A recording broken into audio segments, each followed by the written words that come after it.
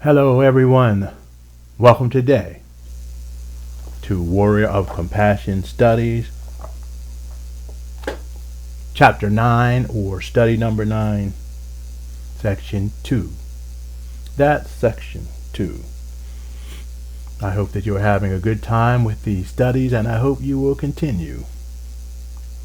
The following come from the second part of Study Number 9, FYC, for your consideration. As you journey through the river, the current sometimes becomes strong. The winds blow hard. You cannot see beyond the forest, near the bank on the other side. What lurks in the forest? What will you find? Will you find a new life or wild beasts that will bring about the destruction of yourself and your whole way of life? These are the questions that we as warriors and teachers pursue. We are always aware of our thoughts and feelings. We always want to understand what is affecting our actions and our reactions. Consider fear and what part it has had in your life. Learn to control your fear, great teacher. It is only by mastering your fear that you can begin to teach others to do so.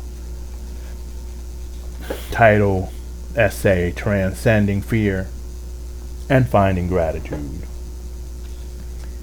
It is easy to be afraid in a world that is often ruled through violence and coercion instead of cooperation and caring. It is easy to be afraid in a world where one's strength is measured by how much one is willing to take instead of how much one is willing to give. It is easy to be afraid when one doesn't know where he or she is going and how he or she can live a life of love in a world such as ours. When one has been taught that he or she is alone and the competition weeds out those who are undeserving, it is easy to feel alone and be afraid. All these things, all these early experiences teach us from the beginning that we are totally alone and that we can only depend on ourselves. To a certain extent, we can depend on our families, but ultimately, we are alone, and no one really understands us. This, of course, is only a half-truth. I think that many of the truths that we learn today in an overly consumer-driven society are only half-truths. In the anti-racism curriculum called Healing Racism, they spoke of this as poison and cookies. They were talking about socialization, the socialization of racism at the time. But I also think it can be applied to much of our socialization. One is given half-truths. They are often words of wisdom or something beautiful and enticing. I would call it the baited hook. As soon as we bite down, the line is snapped tight. Yes, we are alone. We are individuals in this world. We are all unique like pieces of a puzzle in the universe. Each of us has a specific shape and color, a specific part to play in the making of our community. Every time one of us is not being his or her individual self, it is like a piece being missing from the community and the whole universe. We add to the whole as we develop ourselves as unique and separate beings. It is true that we are alone. This is the hook. The pulling of the line is the implications that no one cares for us because of that. The pulling of the line says that we have to get all that we can now because of that. It says that if we fall, we will never be able to get up because no one cares. That is the poison. Someone does care. We are alone, but we are also in community. If we have developed caring and loving relationships, there will always be at least someone who cares. The more relationships we develop that are authentic and caring, the more people there will be who really do care. The idea that we are alone is true, but the implication that that must always be is a poisonous lie that provides the fear that is necessary to make us fight each other, to climb to the top of our hierarchical pyramid called civilization. It provides the fear that is necessary to make our feelings of isolation and every little failure become a self-fulfilling prophecy. Functional fear actually is good. Fear has always been there to heighten our awareness.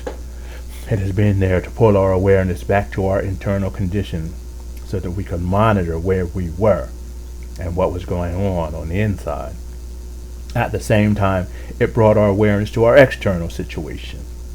It told us to proceed with caution, to take note of our surroundings.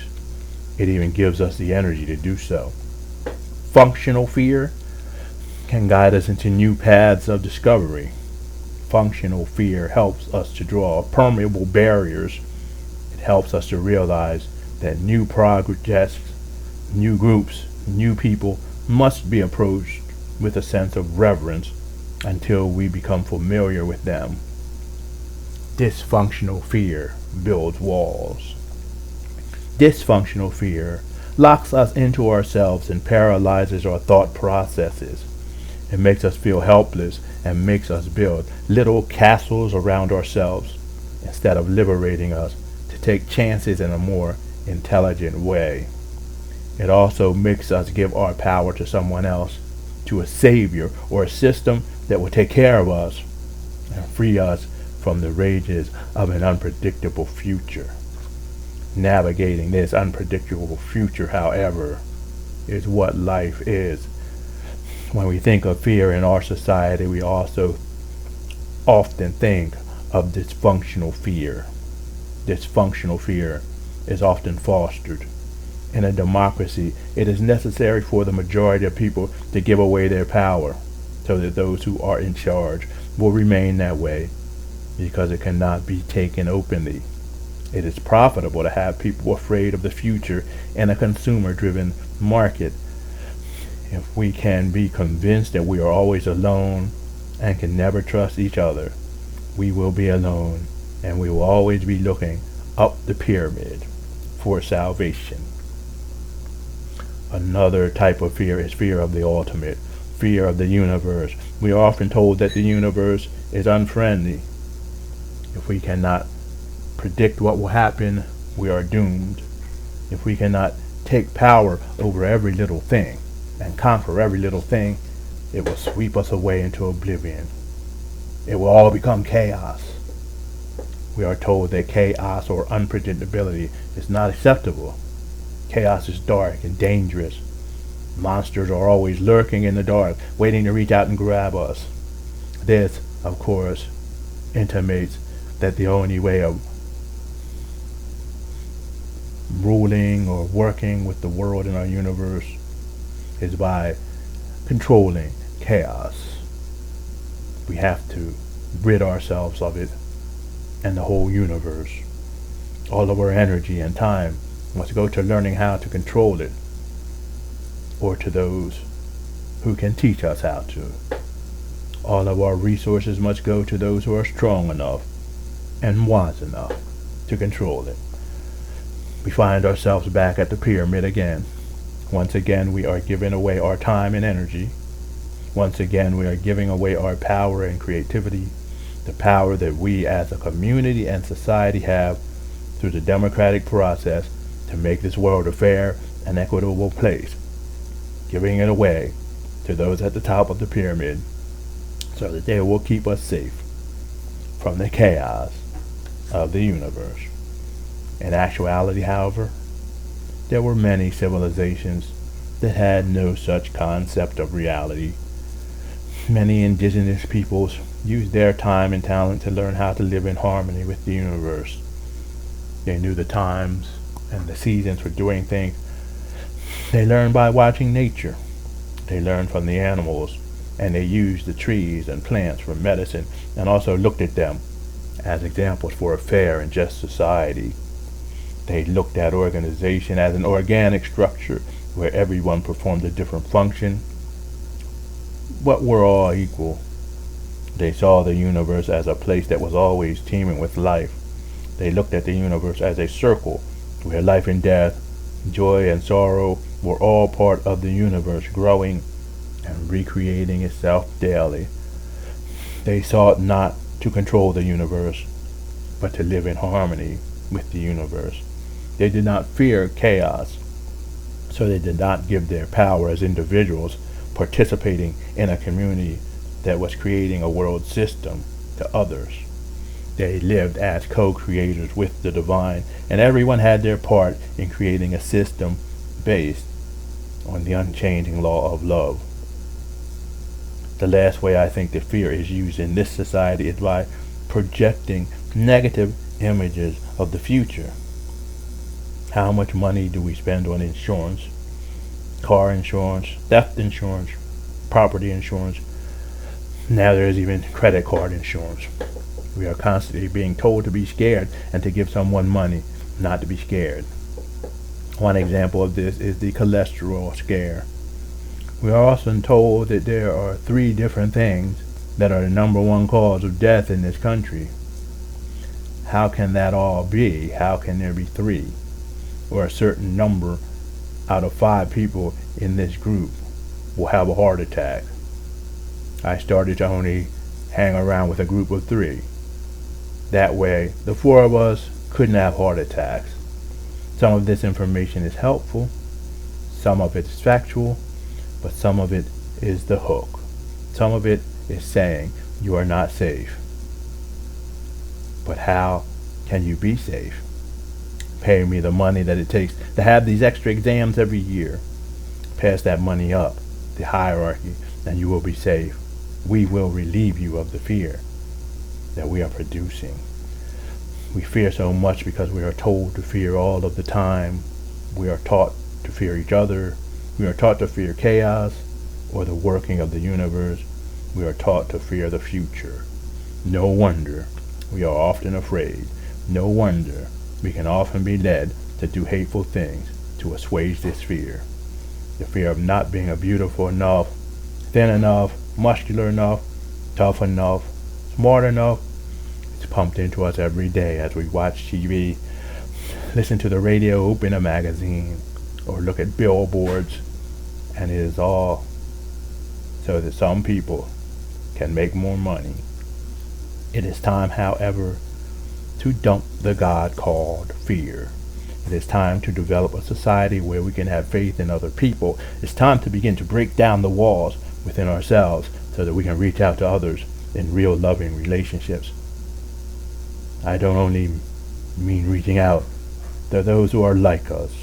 I mean reaching out to those who look different and think differently. I am talking about approaching those who are not like us and using our functional fear to remind us to walk lightly, because the ground on which we are treading, the ground of that person's cultural heritage and unique view of the world, is holy ground. We can then break down the walls and build the connections necessary to cast out that fear. A biblical quote says, "Fear is of the enemy. Love casts out all fear. Perfect love casts out all fear." Dysfunctional fear today is of the enemy. Fear used in order to push political agendas forward is of the enemy. But perfect love casts out all fear. That love in a community where all of us are known and accepted casts out all fear by assuring us that someone will be there to help when we stumble. Someone will be there to give us advice on how to navigate the future. Someone will be there to walk with us on this journey. Perfect love, the love of community, casts out all fear. It allows us to be thankful for what we have here and now. It allows us to live in the moment. It allows us to live in the here and now and to enjoy things like the changeability of nature and the unpredictability and uniqueness of other people. It allows us to enjoy that fact that the future is not stagnant, but is always open for new adventures. As we live in the now as we experience the now and reach out and touch the world, we will realize that most of our fear is very theoretical. Most of our fears do not exist now. They are projections into the future. The important thing about life is living in the now. It is loving, it is touching, and it is taking the world into our hearts and experiencing it. It is experiencing the joy, the sorrows, the pains, and the pleasures. Because once we leave this world, we will probably never experience it again as the unique individuals that we are. The perfect love that casts out all fear is the love of life and all of the things. As the Commodore sang, I don't need a doctor to find me some peace of mind. I'm free and easy, 'cause I'm high on sunshine. Lights my way, high on sunshine. Chase all my blues away. We have to be high on sunshine. We have to be high on life. We have to learn to whirl, to twirl, to dance, and enjoy life moments, moment by moment. Casting off the fear of this old world and creating community where love is not only a word, but it is an action. The third section, TME, this month's exercises. Do the same 20-minute meditation that you did last month, except change the question that you asked this time. This time, lie on your back with your right hand on your chest, right on your heart. Bend the other arm and rest your elbow on the floor so that the arm will fall if you begin to drift off to sleep. Focus your eyes on some spot on the ceiling and then relax your focus. For about 5 minutes, just lie there and relax. Breathe in deeply, filling the upper body to capacity slowly, and then exhale slowly. Inhale by filling the area of your stomach below your navel with air, and then the area from the navel to the lower chest with air, and then from the chest to the throat and the mask behind the face with air. Exhale beginning with the upper section, then go to the middle section, then the area below the navel. Continue to do this purposefully until you relax and the body begins to do it naturally. For this is the natural way that we breathe, especially when we're lying flat on our back. As you really begin to relax, speak to your subconscious mind. Address your subconscious mind purposefully, expecting it to hear and respond. Say something like this. Use your own words. Slowly show me the unresolved fears in my life. Sit there and let your mind drift. Let an image appear. Allow yourself to see, feel, or hear the situation that took place in your lifetime when you were very fearful. Allow yourself to experience it again as though you are standing in front of a movie screen and just watching it happen. This is an experience that you have never resolved. All of the energy that it takes to hold that anger or fear down deeply in the subconscious is psychic energy that could be used to help you lead a better, more purposeful life. Look at the image, accept it, acknowledge it to yourself, and say, I am willing to let it go. And then let the image fade away, realizing that those images have no substance now. It's no longer real. It is merely a memory of a thing that happened long ago. Let your breath carry out the fear or the anger as you inhale. Let your breath carry in the light as you inhale. Visualize a small ball of white light appearing at the center of the image, and with your breath, as you add white light, see the ball expanding until there's nothing but bright, clear light. Continue the above procedure for the full 20 minutes, allowing many images to arise one by one. Write them down if you would like, so you can remember them and look at the patterns. In this instant, we will be concentrating on fear. If there is still residual fear left over, use those images during your Tonglen sessions. Tonglen can also be used during emotionally charged moments or to remove unforgiveness. Do this 20-minute exercise every other day at least. Do it 21 times. Continue with the other meditations on the days when you're not doing this healing meditation. The more you do, the better. Continue with the Tai Chi, Qigong, or some other form, and do some type of aerobic exercise. Set your own schedule and be consistent. Constancy is more important than vigor. The battle goes not to the strong or to the swift, but the one who endures to the end. Through the healing and strengthening of ourselves and the sharing of the sacred jewel at the center of our hearts, we recreate our immediate environments and ultimately the world.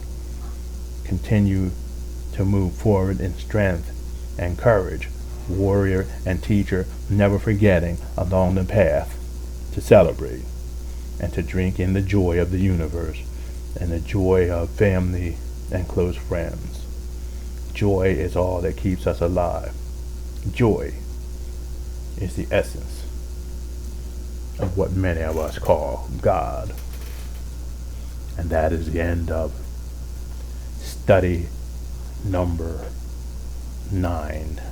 I hope you're enjoying these. If it's the first one that you have come upon, please go to minds.com and you can find the first one and start there and work all the way through this program. It is a long program. It takes a lot of perseverance and persistence, but by the time you finish the first 2 studies, you will realize that something great is happening to you and a major change is taking place. To find out more about us, visit us at www.nextstepcoaching.mysite.com, and at that place you can find a page called Living Now with Passive Income, where you can not only learn how to help yourself spiritually, but can help yourself get the time necessary to do so by finding ways of helping yourself monetarily. We will be giving you access to study number 10 in the next 20 or 30 days. So we look forward to seeing you again. Namaste, folks.